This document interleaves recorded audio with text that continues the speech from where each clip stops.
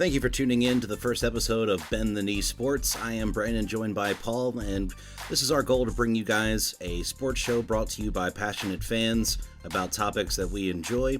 Don't forget you can always catch us on YouTube at Bend the Knee Sports and also at Escapethemindproductions. And if you'd like to write us about thoughts and opinions, you can always write us at escapethemindproductions@gmail.com. Hey Paul, how you doing? I'm just living the dream, buddy. How about yourself? I'm doing great. I'm excited to get things started, and we can finally start bringing this show weekly to folks. We're thinking about Fridays for kind of an episodic weekly sports thing that we have going on for folks out there. And if you haven't caught on by the title of the show, if that's something that you're not totally into, this might not be the right sports show for you. Hey, Paul? Yeah, I mean, we tend to not hang out with little bitches all that often, but sometimes. Sometimes indeed. So we're going to start off the show with just some different sports topics that's been going on over the off season. We just wrapped up the NBA finals. Did you enjoy watching the finals there, Paul? So I did and simultaneously did not. I thought it was awesome getting to see Kawhi just dominate. I don't like him because he left San Antonio when I lived in San Antonio, so he's dead to me. But it really was nice seeing him play as well as he did. It was really nice seeing Kyle Lowry kind of rewrite his narrative in the playoffs. I didn't like it because it wasn't a real finals to me, because when your first, third, and sixth best players are injured, and I mean, come on, if they would have won that, it would have been a miracle. But how about yourself? I'm always a fan of getting a chance to watch the underdog come back and actually do it. And so it's very cool to get a chance to watch the Raptors win for the first time in the franchise history. Yeah, maybe things are a little different now without Kevin Durant or Klay Thompson there.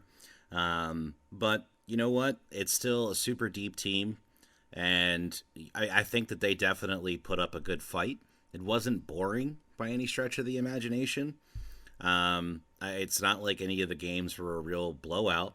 It was kind of like a tooth and nail battle through most of it. It wasn't the Stanley Cup Finals, which we'll get into in a couple minutes, but it definitely, I felt like, was a fun watch.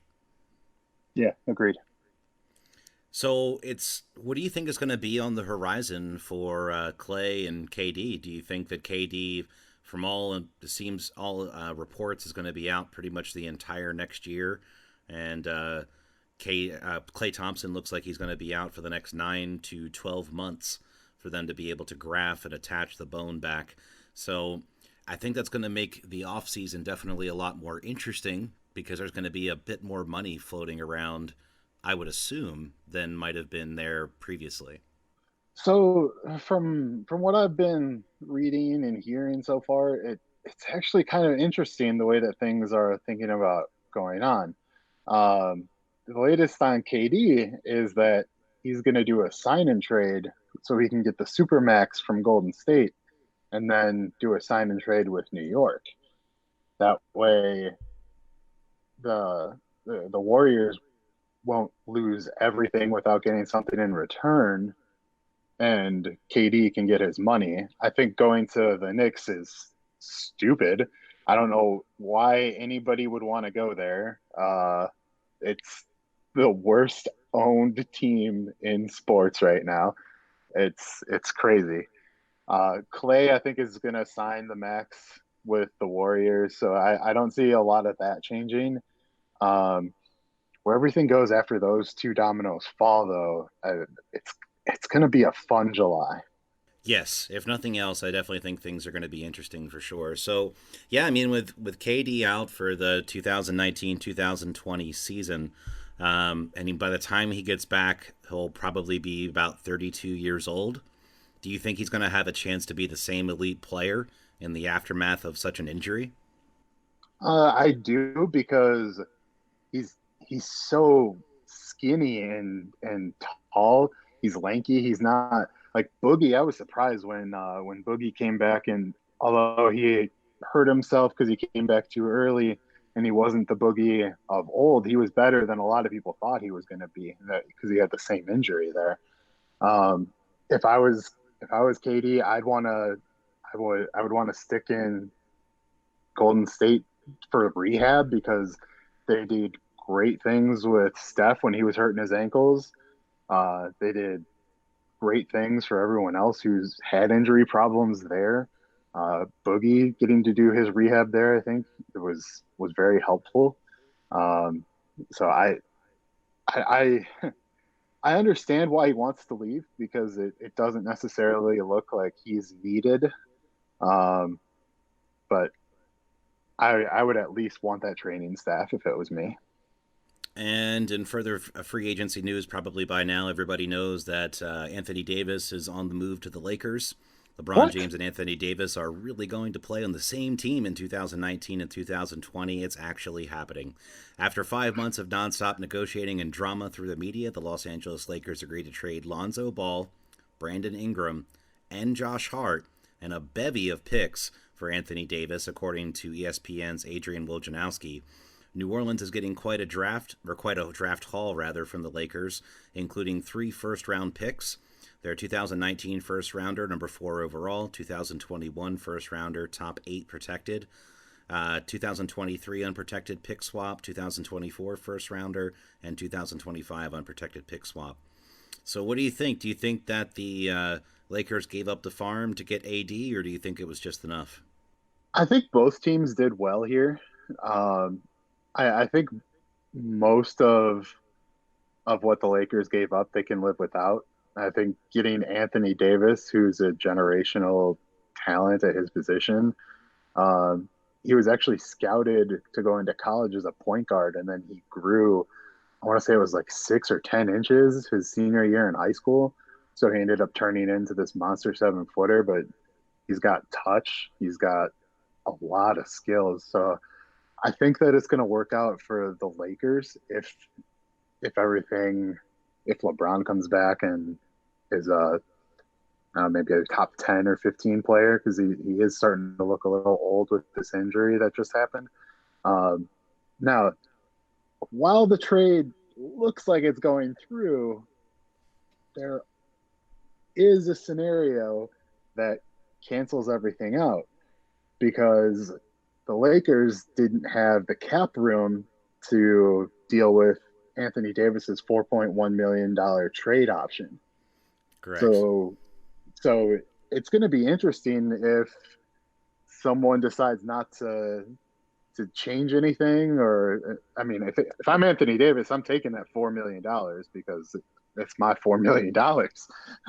But it's going to be interesting just on the off chance that this falls through. Do you think that they would likely move Kuzma to make it work if he does say, "Hey, I want the 4"? No, I don't see them getting rid of Kuzma. Um, they if Anthony Davis comes, I think they only have 3 players under contract for next year.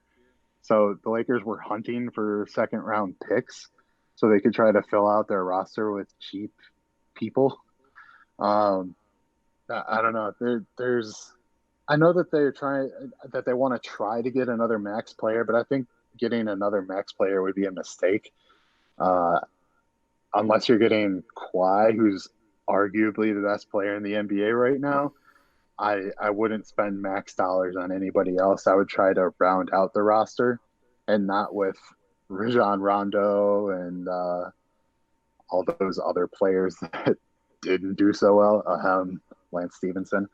Um, I don't know. It's going to be interesting, and I usually don't care all that much about free agency, so I'm really looking forward to free agency this year, which is a nice change of pace. Kawhi is quoted as basically saying that if AD went to the Lakers, that he would seriously consider going to LA and not to the Clippers. uh, what do you think that that's like an automatic title for them at that point? If Golden State loses KD and they have essentially a big three in LA, do you think that's one title, 2 titles? For me, it really comes down to LeBron James and his health because I think that if you look at the Lakers earlier in this season, they were a playoff team, and then LeBron got hurt, and they lost a ton without him, and LeBron wasn't enough to make up for it at the end of the year. Um, so to me, He should I be think if rested LeBron, now. I mean, he's had the whole playoffs off. He's going to have a whole off season, and he's going to be able to. I'm sure he'll be on some type of load management next year. So, what I can't imagine there's going to be any excuses. I mean, the guy went to 8 straight finals. He's going to be a little banged up. You saw what these guys looked like. Golden State, rather, going to 3 back-to-back finals. Imagine going to but 5 more. they went to five. I get what you're saying though. With KD, they went to three. Um, Yeah. I so for me, it's not the fact that he will still be banged up from all of that. It's that how old is he now? Father Time is undefeated. So that's that's more why I'm interested in LeBron James because I mean, if you look at LeBron James, he's a physical freak and he's amazing. In my eyes, he will never be better than Michael Jordan, but that's an argument for another day. But I mean, even at worst, he's what the fourth or fifth best player in history of the game. So I just think that if him getting older and going through all of that is going to turn into him possibly being injury prone now, then that's something to keep in mind. However, if this was just a blip on the map and this is done and he doesn't get hurt, that's that's a that's a nasty team. I still think you have to consider the fact that that's the one time he's been injured. And I think there's ample arguments for both sides that he could stay healthy from here on out, especially after having a bit of a break, or that this is just going to continue to be a nagging thing for him. I mean, look at AD. AD hasn't played, I don't think, a whole season ever. Yeah, part of that is this last year. Well, I mean, No even one before really that, wanted to the let him guy play. had a litany of injuries. If you go back and look at his career, I mean, it was almost every single year he had something going on. Yeah, I agree with that, and I do agree that LeBron this could just be a one time thing. But I mean, if you look at Steve Nash, much smaller player, once he started getting hurt, it was over for him. So I'm just saying, I'm fully aware this could never happen again, but I'm not naive enough to think that he's the one person who will never get injured. So is Father Time taking his anger for Tom Brady out on LeBron James? Yes, because Tom Brady is, I don't know, he found the fountain of youth. I don't know why or how or what he's doing. It, he clearly made a deal with somebody. That's all I'm gonna say. So, also saying in the basketball realm of things, James Harden and Chris Paul seem to be on the outs. We have conflicting information about both Paul's future in Houston and his relationship with Harden. Yahoo's Vincent Goodwill reported both Paul and Harden want to part ways with each other and cited a source who called their relationship unsalvageable. Meanwhile, the Rockets GM Daryl Morey appeared on Sports Talk 790 the day before. Not only did Morrill say Paul doesn't want to be traded, but he insisted that instead of fielding trade offers for the aging point guard, he's seeking a third star to add to the dynamic duo. What do you think, Paul? Do you think that Chris Paul has finally realized the system isn't going to bring him any kind of rings anytime soon? Or do you think this is all just blown over? It's just two guys frustrated at continued losses at the hands of Golden State. What do you think? So ESPN's Ramona Shelburne is someone who I give a lot of her opinion has a lot of weight with me, and she has said that this isn't blown out, that this is real. So I do think that this is something that's going on. I never think that anything is unsalvageable because when you're paid $30 million a year to get along with people, you're going to get along with people. Um, However, there's a couple things here. First, nobody wants Chris Paul's contract. Nobody wants Chris Paul's contract. Chris Paul's mom would not trade to get Chris Paul's contract. So that's going to be very difficult to trade. You don't think that if Additionally, the Lakers like completely strike out, they might be interested? oh, in every way would the Lakers be interested, but that's because they don't know what they're doing. They're, I mean, I don't. To be fair, Houston in that instance would have to literally give him away. They don't really have a whole lot in which to go get him. But if they're just looking to dump the salary and move on, then the Lakers might be an option. yeah, and I agree with that. I'm a little surprised that we haven't been hearing more about Kyrie going to the Lakers because I mean, obviously, I would rather have Kawhi on my team than Kyrie, but Kyrie as a third option is great. He's I think we saw in Boston he can't be the first option. He's very good as a second option, but if you can have him be your number three, that's a scary good team right there For the Lakers? for anybody. But yes, the Lakers in particular. Because, I mean, my only problem with Kyrie is he's almost like the same as Chris Paul. He's the commodity that nobody wants, in that this guy seems to pretty much bring an irreverent attitude to the locker room to almost every team that he goes to. I completely agree with that, but talent trumps all. So I think that if you can have him be your third best player, he's worth the risk. Especially when he's shown that he can play with LeBron being the go to. So, what happens if you're LeBron James and you sign Kyrie, and then about a week later, AD comes up to you and goes, "Bro, did you know the Earth is flat?" I feel like I'd have a problem with that somewhere. I hate you so much.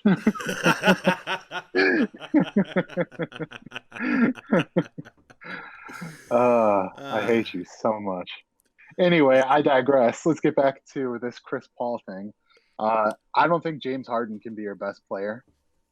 So I think that something that hasn't had a lot of consideration out there would be getting rid of James Harden and keeping Chris Paul and getting somebody or two somebodies that he likes to play with.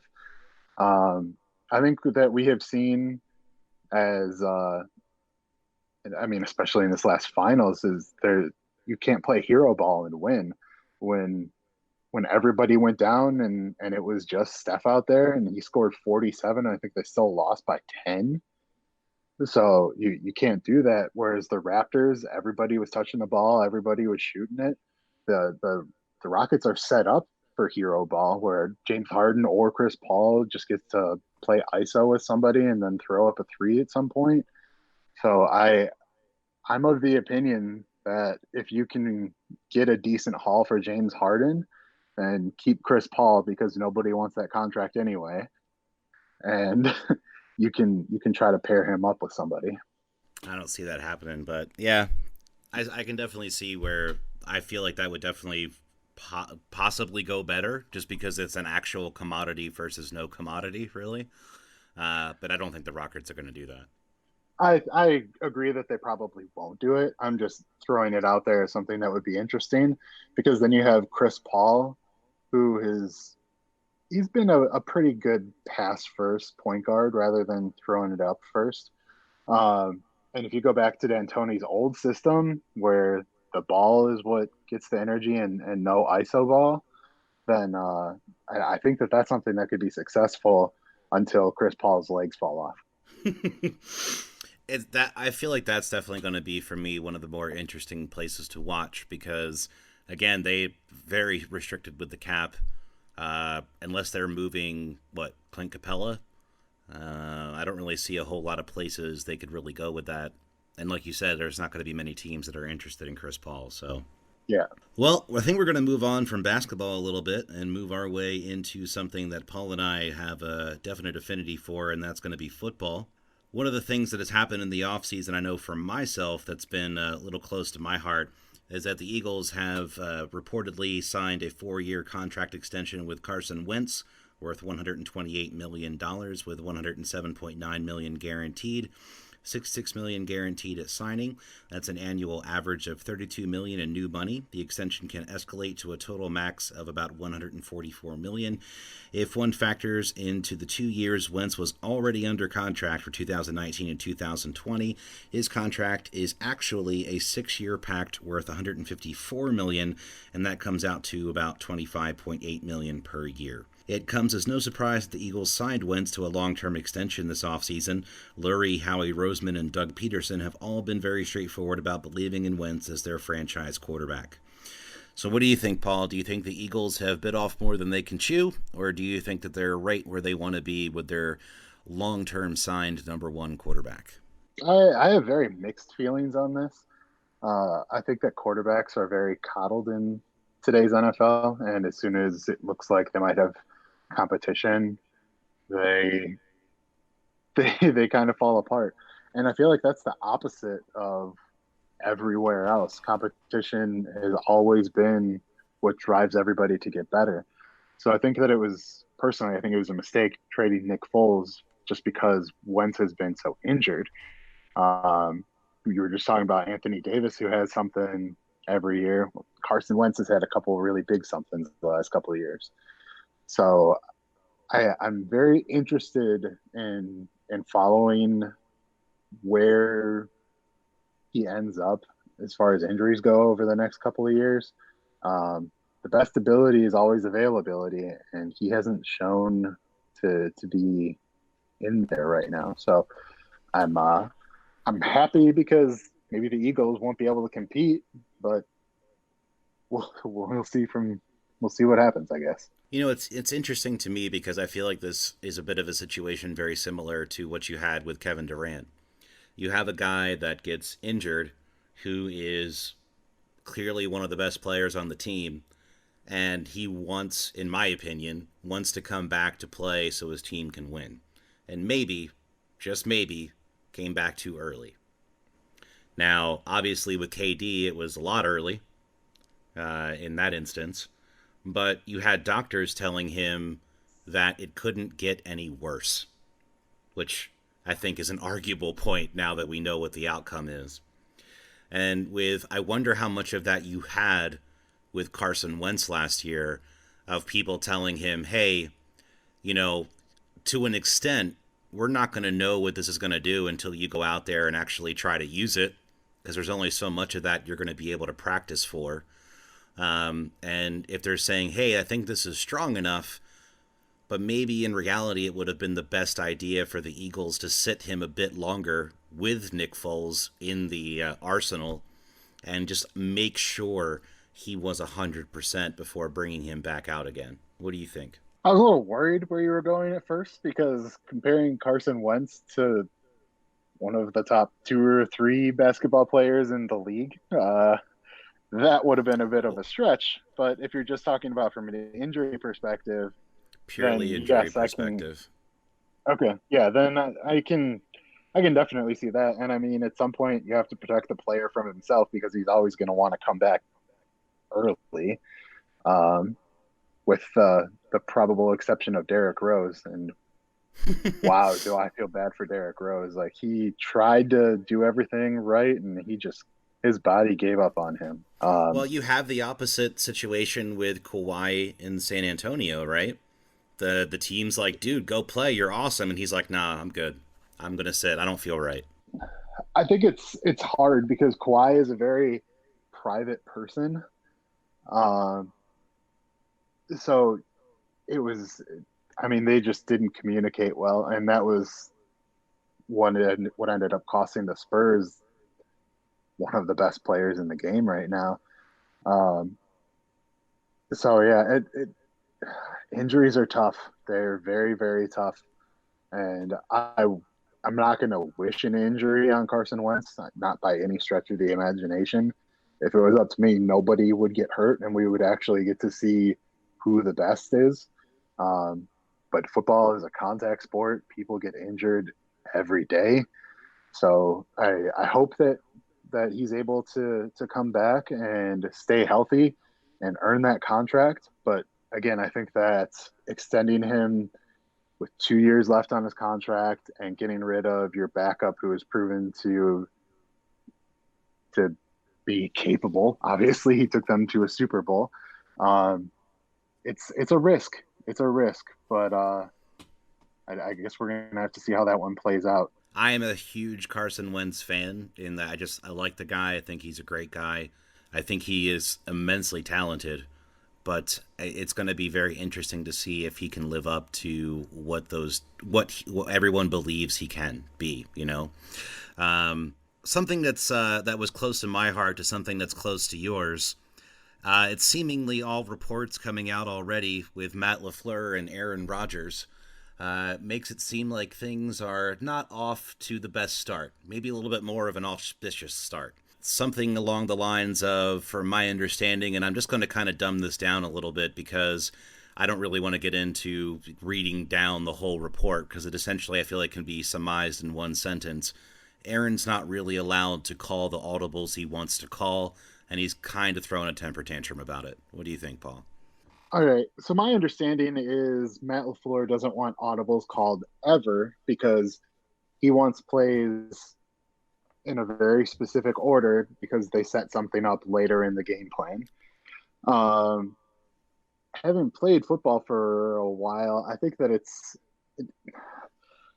a mistake in my opinion to be that rigid. I mean, what's To Bill Belichick known for doing? He makes better halftime adjustments than any coach in the game right now. And I think that if you're not letting anybody have any any say in something like that, especially Aaron Rodgers, who is a very talented quarterback. He has a Super Bowl ring, has had a lack of talent around him and lots of injuries over the last few years.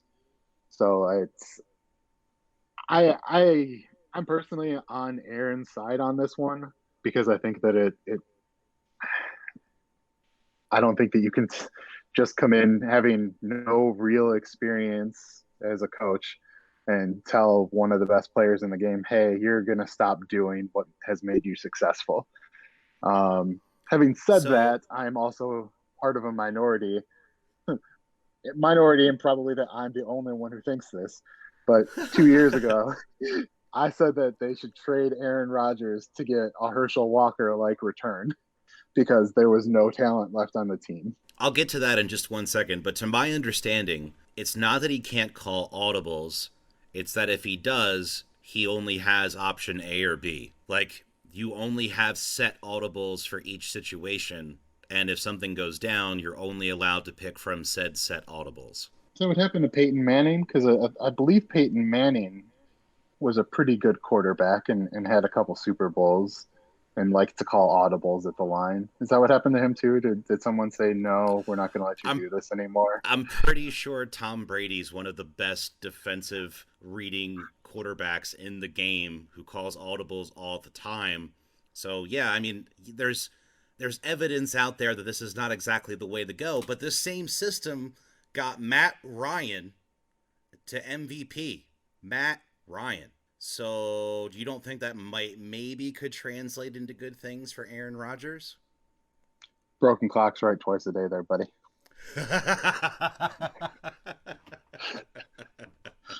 And I So, mean, to be fair, when you have Julio Jones on your team, who's kind of a cheat code, you can look pretty good if you're an average quarterback. So we're gonna play a little bit of a game here. It's gonna be rapid fun NFL action here for the next little bit because this is our first show, and Paul and I, being very avid football fans, want to have a little bit of a chat. I haven't seen Paul in a little bit of time, so I'm gonna kind of rapid fire some questions at Paul about the NFL offseason, and we're gonna have a quick chat about each one, but we're not going to spend too much time getting bogged down on any one specific topic through this. And, as things develop, I'm sure we're going to start coming up with some segments. We already have some ideas for different things that we want to do as the show develops, again, every Friday. So just make sure you crush that like button if you are enjoying things. Make sure you subscribe. Escape the Mind Productions, Bend the Knee Sports. And just if you guys have any thoughts, suggestions, things you'd like to see with the show, you can always write us escapethemindproductions at gmail.com or leave a comment below the YouTube video. I'm working on getting us onto iTunes pretty soon, so I'm hoping that we'll be able to see the podcast there as well. So without further ado, we're going to get in and have a little more NFL fun. You ready, Paul? Oh yeah, let's do this. All right. Washington Redskins. Do you think Dwayne Haskins is going to have what it takes to bring them out of obscurity? No. Do you think that the Redskins are going to be able to do any type of semblance of defense, especially now with having one of the Ryan brothers in the back trying to bring things back to some form of semblance? I could see that happening, but I don't think it's going to happen this year until maybe the second half of the season at the earliest. The Ryan family is royalty in my eyes when it comes to defense, but it takes players, and they don't have a lot of really good players right now. Going to move on to the Tampa Bay Buccaneers. What do you think about first-year coach for the Bucks, Bruce Arians? Do you think he's going to have a chance in turning around the Jameis Winston train, or do you think he's going to continue eating those W's and taking more L's on the field? I think that Bruce Arians was a. I don't think that the Bucks could have hired a better person for the situation. Having said that, I don't think that Jameis Winston is. I don't think he's ever going to be like an MVP candidate or anything. So I think he'll be able to coax the best out of Jameis, but I don't think that that's worth a number one overall pick. Seattle Seahawks extending Russell Wilson. Good idea, bad idea? Probably the best idea that they could have. He's a very good quarterback. Obviously, been to a couple Super Bowls, won one of them, lost the second one. That was beautiful. But yeah, Should have I run the think that, ball, man. The ball. nah, they don't do that. Passing league now. So do you think their defense, now that they've moved on from the Legion of Boom, is going to be able to start bringing things together? They were kind of a surprise last year. And do you think they're going to be able to continue to move themselves in the right direction? I think that they're going to be good with the front seven, but without having anybody from that secondary that was so good, I don't think that they're going to be. I don't see them being what they were. I could see them being like a top 50% defense, though. Oakland Raiders. So what do you think? Do you think that Antonio Brown is going to be able to find some semblance of connection with Derek Carr? Or do you think that this glitz and glamour that they've shown in the offseason is going to immediately blow up and be a disaster before too much longer? Can I just say that as a fan of Hard Knocks, this is perfect. I, I I'm so obviously excited. right. Like this is gonna blow up in Oakland's face so hard, and I'm gonna get to watch it, and it's gonna be the best. You have such polarizing. I mean, you have Antonio Brown, Vontaze Burfict, and Richie Incognito all in the same locker room. These are all guys that alone could essentially nuke your locker room chemistry. And now you have all three of them on the same team. How is Gruden going to be able to keep this together? He won't. He doesn't have the the history of a coach that could be able to handle that. I mean, there are very few coaches that have coached the game that would be able to do something like this. Short list would say Jimmy Johnson, Bill Belichick, and Rex Ryan would try but fail. I don't Um, even think Belichick would get himself in this position. It would never even happen. I think he would because I think he likes to win, and I think he would just cut everybody if it wasn't working out. All right, fair enough, fair enough. Because if it didn't work, he would press the self destruct button. I get it. Yep. So, do you think that after this next year, moving into Vegas, that we're going to see Derek Carr in the Las Vegas Raiders uniform, or do you think they're going to be moving on and seeing about greener pastures? I think that they're going to try to move on, and I think that that's a mistake. Something that I could see happening if Tampa Bay doesn't work out for Jameis is Jameis becomes a Raider or whatever their franchise is going to turn into when they get to Las Vegas, because Gruden was in love with Jameis, and I think that he thinks that he can fix anybody, even though he doesn't have much of a winning record as a coach. Uh, so I think that he thinks he can fix anybody. I think he loved what Jameis did in college and at the combine and at Gruden's quarterback camp. So I think that Derek Carr will be gone, and I think that they will be trying to get Jameis Winston. So moving on, Kansas City Chiefs. Do you think Pat Mahomes gets it done without all of the weapons that he had last year? More than likely, no Tyreek Hill. Kareem Hunt is gone. The defense is maybe a little bit better. What's going to happen with the Chiefs this year, Paul? I think that the Chiefs can get in as a wild card. I mean, they might end up winning the division with like a 9-7 or 10-6 season, because Denver's not going to do anything, Oakland's not going to do anything, and it's a coin flip as to if the Chargers are going to win games at all. Um, so I could see them getting in by default in that division, but I think that Mahomes is going to come back to earth a little bit, because all the defensive coordinators will have a season of tape and off season to game plan.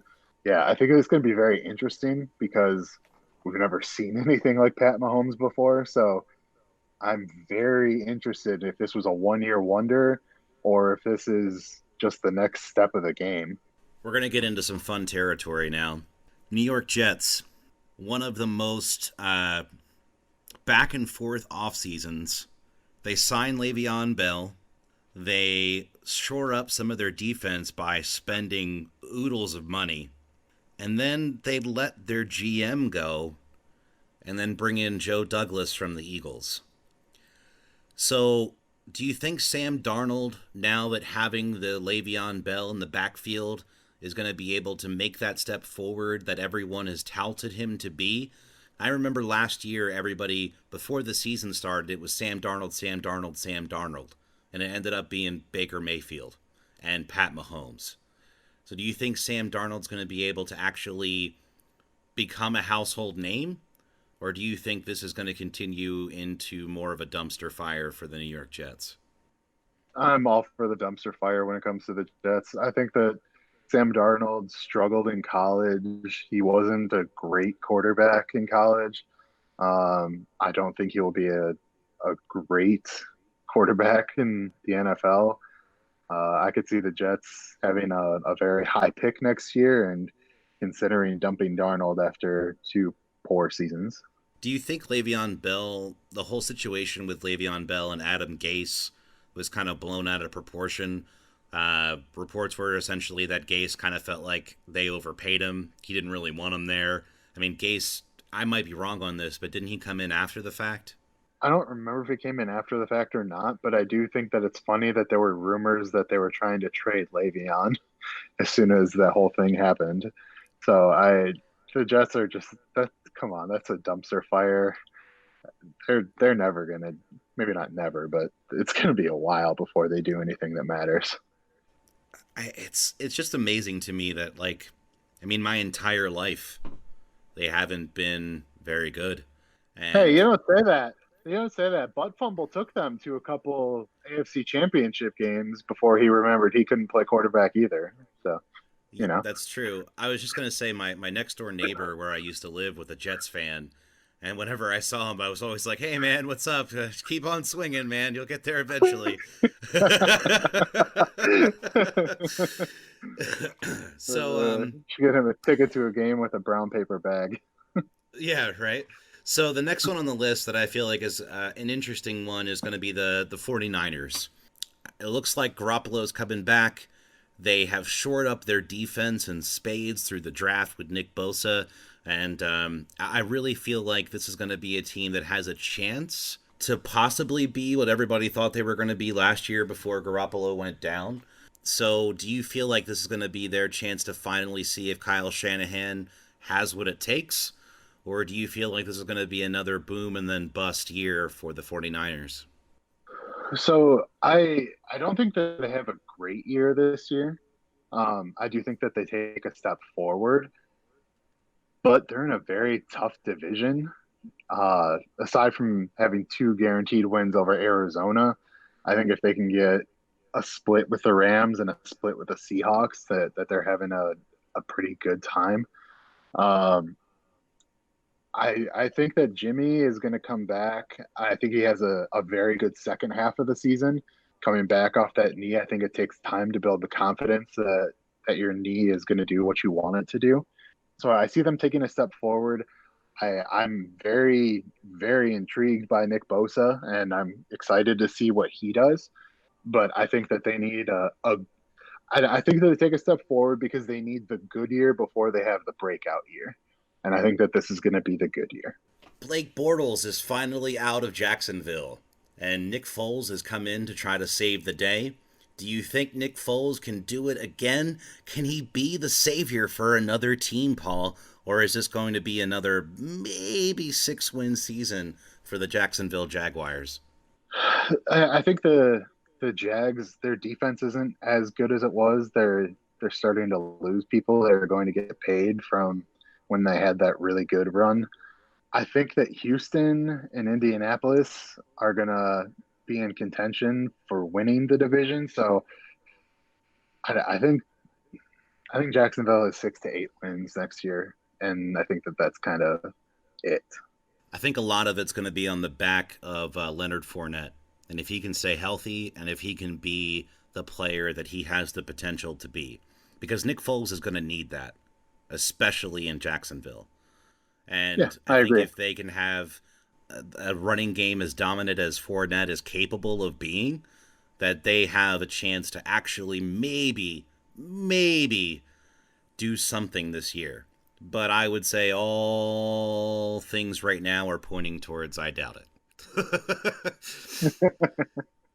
So, Yeah, I mean, it's. I feel like this isn't even really a question that I need to ask because I don't really see how it could go any other way. But I'm just curious if you feel the same way that I do. Indianapolis Colts, there's they can just continue to go up, right? There's no way they're going to be bad this year, right? the Colts to me have always been the team that relies on the arm of their quarterback. So if anything happens to Andrew Luck, then their season is dead in the water. The only reason that I think that they're in contention with Houston to win that division is because I don't think that the Texans have a very good coach. I think that Deshaun Watson is way better than I thought he was going to be. JJ Watts Deshaun gave me Watson old. is amazing. Deshaun Watson is Yeah, so much fun to watch. I loved watching him in college, and to see what he ended up doing in the NFL so far, anyway, has been a delight. yeah, 100% on your side on that one. Um, I think that JJ's getting older. So if he can stay healthy, that's a good sign. Let me ask you really quick about that. So, J.J. Watt's getting older. You're the GM of the Texans, right? You have Yeah. this player at one time seemingly prolific, has done so much for the state of Texas. If it, let's say he doesn't have a good year, let's say he gets injured again, do you still keep him around? If he wants to play, obviously. I mean, he's getting older. He maybe would want to retire, but I doubt it. So I would do everything possible to keep him around because I want him in my locker room. Whether that means reworking his contract and having him take a little bit less money, that's a possibility to me. But if I'm Houston, I don't let JJ Watt go anywhere because I mean, he gave everything to the Texans. And I just think that it's probably a good business decision, but I don't think that it's a good decision in the long run. All right, next one on the list is the Dallas Cowboys. No, I'm just kidding. If you want to hear about them, tune into a different podcast. The next one I It's think we're called going to talk about. ESPN. Yeah, exactly. It's called I Don't Give a Crap. Cleveland Browns. I think this is going to be a very interesting thing to see for this next year. Other than the Oakland Raiders, this may be the team for me that's going to be the one to watch. Purely for the fact that this may end up being one of the most epic blow-ups in sports history. Because if you, I mean, they're already bad. And now you have a chance. You have some semblance again of hope in the fans at Cleveland. They're feeling it. They think this is going to be the one that can. They finally have a quarterback, Paul. They finally have somebody who's a decent quarterback. Is it going to be enough? Is bringing OBJ to Cleveland going to do it? Or is he going to be making out again with goalposts before too much longer? This is tough for me because I love Baker Mayfield. I love the Browns. I just want them to win. I want to see them succeed. They've been so bad for so long. Uh, and I hated Brady Quinn, and I felt bad that they drafted him. But anyway, I digress. I felt bad uh, for anyone that was in that group. Like it was essentially like having to stand in front of a firing squad. Like you just knew it wasn't going to end well. yeah, and so I think that Cleveland benefits from being in a division that doesn't have a lot going for it right now. Pittsburgh lost two of its best playmakers. Big Ben is getting old, and can I just say I think Big Ben's kind of a baby. I yeah, we're just gonna leave that there. We can touch on it some point down the road. Cincinnati isn't very good. Baltimore's making the switch to go with their new quarterback. So I think that Cleveland is going to benefit from being able to win their division. If this turns out to be, I don't know, this is either going to be New York Jets or something special. I'm hoping for something special, but I mean, there's that nagging little voice in the back of my head that says this is going to be a dumpster fire. How in the world does Freddie Kitchens make it so that we don't have another OBJ chilling on the boat before the playoffs picture? Because that seemed to be the kiss of death for the Giants. Nothing was the same after that. Instead of practicing before you get ready for the big game, you go have a party, and you saw how that went. So now, are you going to be able, as a first year coach, to be able to bring all this together? I mean, I love Baker. His personality is great, but I wouldn't want to be on his bad side. I feel like I could tolerate OBJ for probably about 5 minutes, and then I probably would have a hard time with that. He doesn't strike me as very much of a team guy. And then I feel like Jarvis is just going to kind of be in the middle, like, hey guys, why can't we all get along? So I don't really know where I see this going. I I think well, first of all, if I'm the coach of the Browns, I better not have to be the person that tells OBJ that that can't happen, that that behavior is not allowed here. That's what I lean on Jarvis Landry for. I think Jarvis Landry is good enough and respected enough to be able to keep OBJ in line. And if he's not, then Baker better be. But again, I if I'm the coach, I don't think that I have to worry about it because I think that the leadership in the locker room will be able to take care of that. Also, if I'm Odell Beckham, I know how things went after that picture, and I want a new narrative. I don't want things to be the same that they were in New York because they ended terribly in New York. And I don't think they're going to be getting any better with Daniel Jones. Man, I can't understand how you would let the Mannings talk you into drafting Daniel Jones at number 6. So you can keep Eli starting for a while. That's clearly the only reason. That's the only reason I can think of is like Eli and Peyton were like, hey man, I got a great idea and it's going to make you some money. And then after that, we're going to make some awesome Subway commercials because they don't have any spokespeople anymore. And it's going to be awesome. Yeah, I'm with you. We're heading towards the end of the show, but there's a couple things that I wanted to touch on with you super quick. You know, you and I have been joking around a little bit back and forth about this time of year because it's not the most exciting time of year for sports. So it's an interesting time, I think, to start a podcast because we're kind of starting at the downtime a little bit because right now all you really have is baseball, right? Other than what the World Cup is that still going on or that finished? That shows you my enthusiasm for the World Cup. The Women's World Cup is still going on. Oh, okay. Are we doing good? Yes. Awesome. That's great. I'm very happy to hear that. Anything of note about the Women's World Cup that I should know about, Paul? Uh, they got in trouble for celebrating too much from everybody. What? I'm sorry. Yeah, Wait, so what? They can't yeah, celebrate now? Is so this the is it the Mia Hamm part 2 taking off the shirt thing again? Like what's the problem? so they scored 13 goals against I think it was Thailand, and for like their 12th or 13th goal, they had a choreographed dance with people who were on the sidelines, like not even in the game. So they were celebrating because they're they're doing awesome on the biggest stage, and everyone starts getting critical about it. So That's ridiculous. yeah, so people start bringing up the dream team like, hey, the dream team was winning by 40, 50 points every game. They celebrated a lot. Why was no one saying anything then?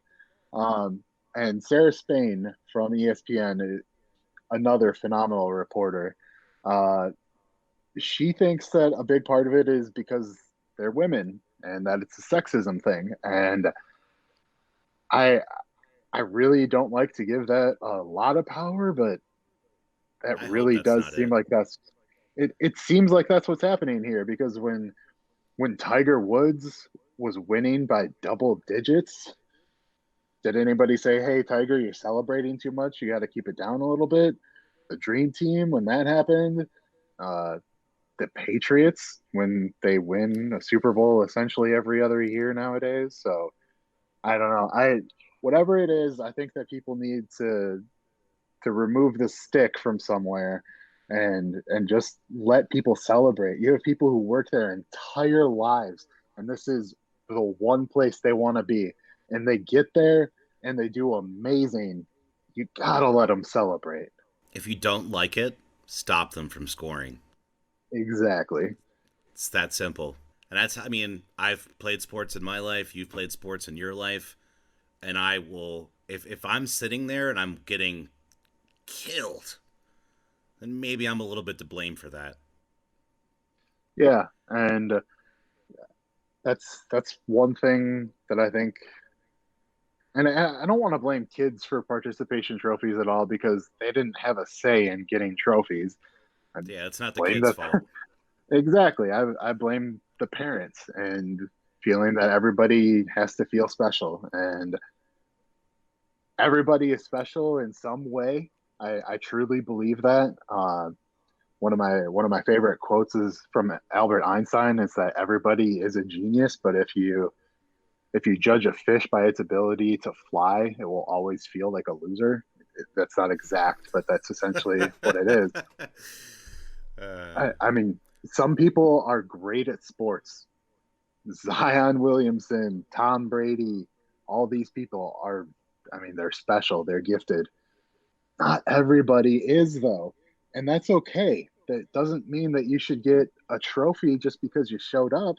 It means that you should take from it what you can and you should find what you're good at. So I think that Yes. that's something that's been lost. Learn what you can learn from taking that loss.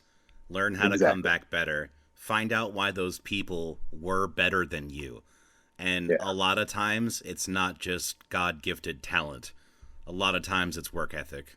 Agreed. Well, I think it's interesting to see that specifically because soccer is not a really big sport here in the United States, and it's sad to me that that has to be the big story. That it's not that oh man these girls are really kicking butt. It's oh did you see them celebrate? That's terrible. I don't understand that. I mean, yeah, maybe it is the whole participation trophy world out there. I'm not sure. But are you excited? I feel like I've been like having to like pull teeth with you this year to get you to watch baseball. Am I going to be able to get you to delve back into the Cubs with full vigor and see what we can do this year to hopefully pull something off? So I promise that I'll watch it more. It's just a struggle because all these unwritten rules of baseball and everything that slow the game down so much, or it just makes for boring watching on TV for me. If I get to be at the ballpark, I love baseball. You get to be part of everything and you get to watch it live. Um, but just watching it on TV can be so tough when you've got like a 4 hour baseball game. And I mean, batting averages are down significantly. So there's less going on there. I will watch it. But I feel like I'm kind of ahead because I'm a lifelong Cubs fan. My first memory was at a Cubs game. I remember that, and that was amazing. But but I got a World Series ring, and I didn't think I was ever going to get one of those. So I don't really know that I need to watch baseball ever again.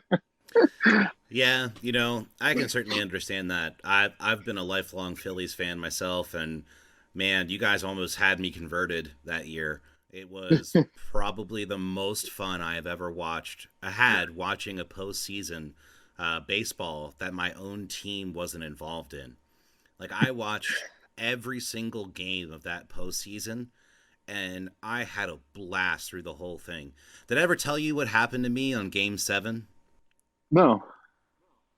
So we're DVRing the games because I'm nice and I wanted to make sure I could watch them with my wife.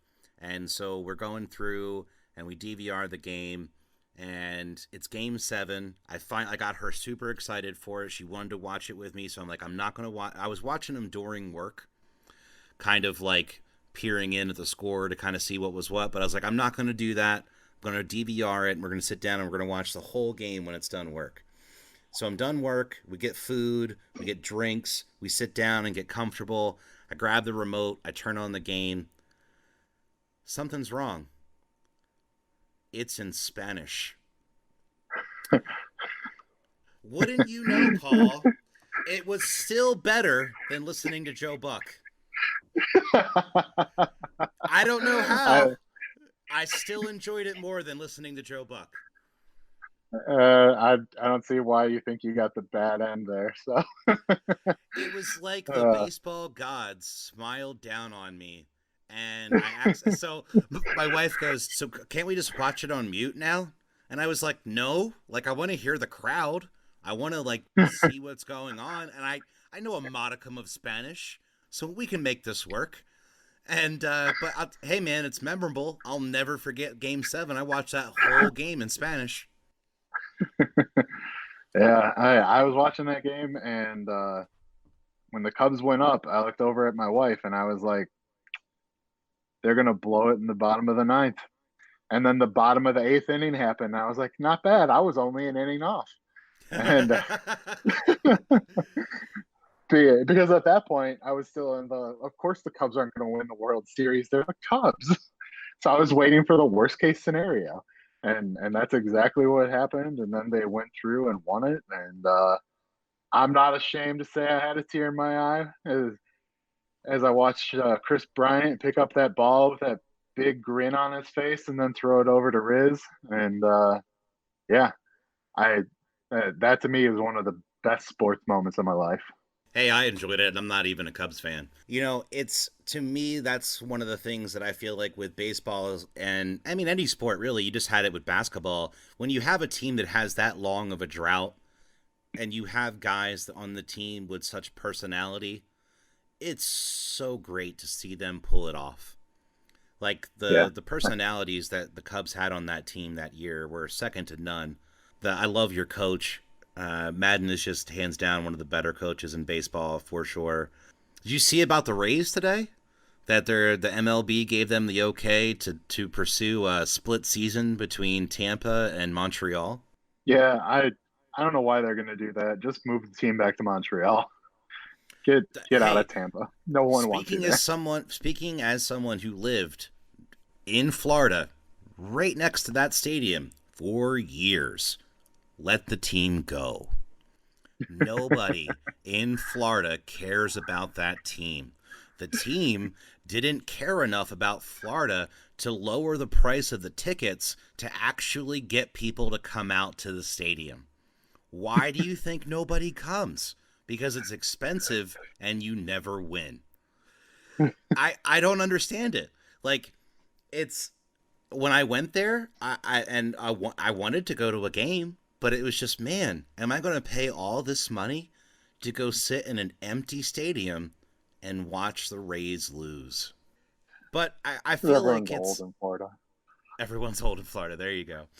So I think that'll be a good spot for us to kind of wrap things up. We've hit on a little bit of every sport. We got some basketball, we got baseball, we got football. We talked about I, soccer, which I never thought was going I, to come up.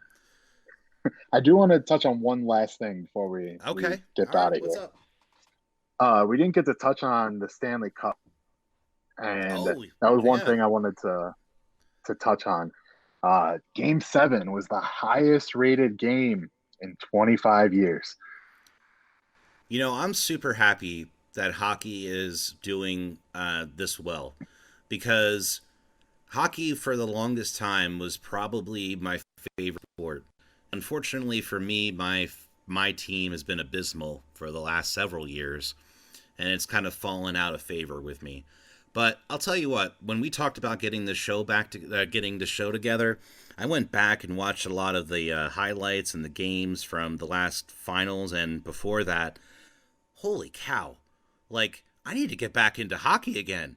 Like, this is crazy. Like, Yeah, the back and forth in the finals alone, the Stanley Cup finals, was nuts.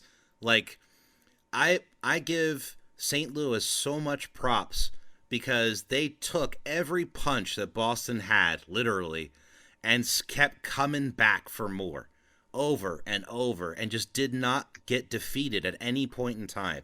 It was great. yeah, yeah. Uh, Also, got to give props to Zdeno Chara for playing because he broke his jaw. So he was playing hockey with a broken jaw. Yep, I saw Steve Stamkos do that. Took a puck to the face, went back to the locker room, came back with a mask on, kept right on going.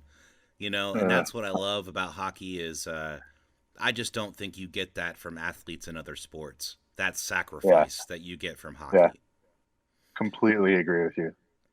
So it's going to be interesting to see where things go with that because I mean, how many hockey's been around for forever, and it just always has seemed to be relegated to the lower end of the spectrum when it comes to the sports viewing audience. Do you feel like it's finally hit its sweet spot, or do you think it's kind of a flash in the pan? So I think a lot of that is going to depend on the commissioner because the like part of the reason is they'd never signed a deal with ESPN the last time it was up for renewal, and not going on the country's biggest sports network. That's kind of a big thing. That's why basketball has exploded so much over the last like, decade or so, um, because basketball and hockey are going on at the same time, and ESPN's only covering one of those sports. So I think it's really up to the commissioner of the league to get on TV more. I think showing, uh, I think having their game seven was rated higher than the Super Bowl this last year. So Wow. yeah, like this is something crazy. I think that they have to use that, take advantage of it, and get the sport back, so that more people will start watching it. Um, yeah, I'm hopeful, but realistically, I don't see it changing a lot. I think they have a very poor commissioner. You know, one of the things that I do like about hockey, for myself, not having cable for so many years, I was definitely a huge like NHL center ice guy, or NHL Game Center. I don't remember which one it was. It's such a great service to be able to get a chance to be able to watch the games. And hockey for me is one of those sports that I don't really care as much what teams are on.